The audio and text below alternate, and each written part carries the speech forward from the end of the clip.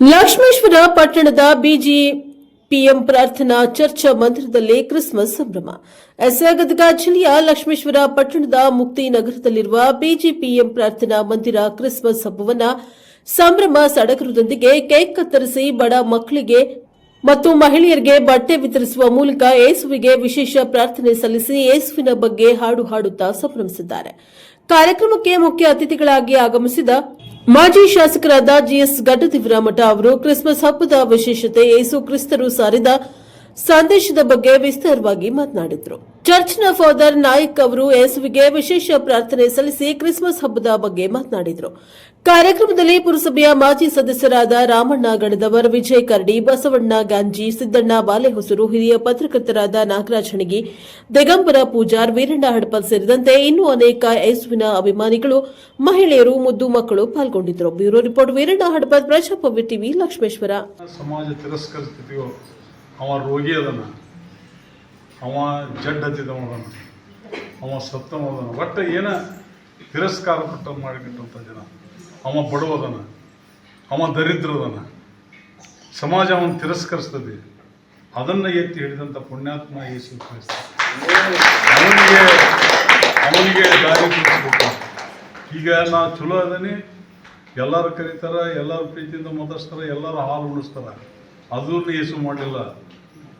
ಆದರೆ ಯಾರು ದರಿದ್ರ ಅಂತೇಳಿ ಸಮಾಜದಿಂದ ತಿರಸ್ಕರಿಸಲ್ಪಟ್ಟಿದ್ದ, ಯಾರು ನೋವಿನಿಂದ ಬಳಲಲ್ಪಟ್ಟಿದ್ರು, ಯಾರನ್ನ ಸಮಾಜ ಬೇಡ ಬೇಡ ಅಂತೇಳಿ ದೂರ ತಳ್ತಿತ್ತು, ಅವರೇ ನನಗೆ ನಿಜವಾದಂಥ ಶಿಷ್ಯರು ಅಂತೇಳಿ ಸ್ವೀಕಾರ ಮಾಡಿದಂಥ ಪುಣ್ಯಾತ್ಮ ಆ ಯೇಸು ಕ್ರಿಸ್ತ.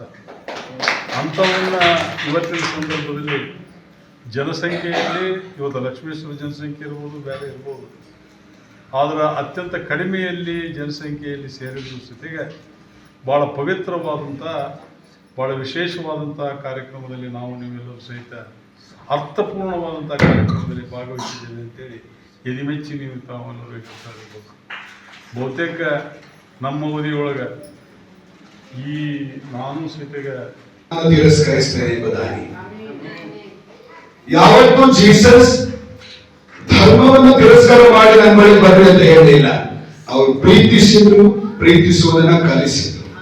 ಸರ್ ಅವರು ಹೇಳಿದ್ರು, ಬಡತನ ಅಥವಾ ನೋವು ಸಾವು ಅದು ದೇವರ ಕೈಯಲ್ಲಿ ಬೇರೆ, ಬಟ್ ಛಲ ಅನ್ನೋದು ದೇವರು ನಮಗೆ ಕೊಟ್ಟಿದ್ದಾರೆ. ಅದನ್ನು ನಾವು ಮುಂದೆ ಸಾಗಬೇಕು. ಅದರಲ್ಲಿದ್ದರೆ ಗುರಿ ಮುಟ್ಟುವ ತನಕ ನೀನು ಓಟವನ್ನು ಕಡೆಗಾಣಿಸು, ಓಡ್ತಾ ಇರು. ಬಹಳವಾದ ಮುದ್ದಾದ ಮಾತುಗಳಿಂದ ಸರ್ ಅವರು ನಮಗೆ ತಿಳಿಸಿಕೊಟ್ರು.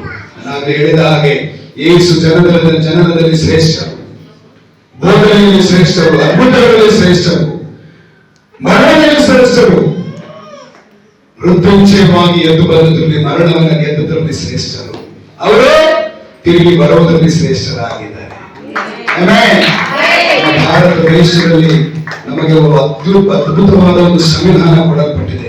ಬಾಬಾ ಸಾಹೇಬ್ ಅಂಬೇಡ್ಕರ್ ಅವರು ನಮ್ಮೆಲ್ಲರಿಗೋಸ್ಕರ, ಎಲ್ಲ ಸಮಾಜದ ಹಿತದೃಷ್ಟಿಯ ವತಿಯಿಂದ ಆ ಸಂವಿಧಾನವನ್ನು ನಮಗೆ ಅವರು ಬಿಟ್ಟುಕೊಟ್ಟು ಹೋಗಿದ್ದಾರೆ.